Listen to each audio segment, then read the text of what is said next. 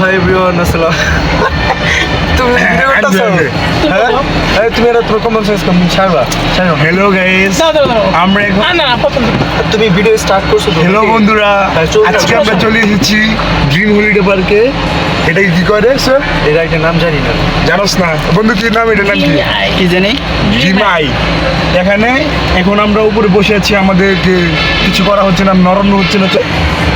আমরা কিছুক্ষণের মধ্যে আসমানে চলে যাব।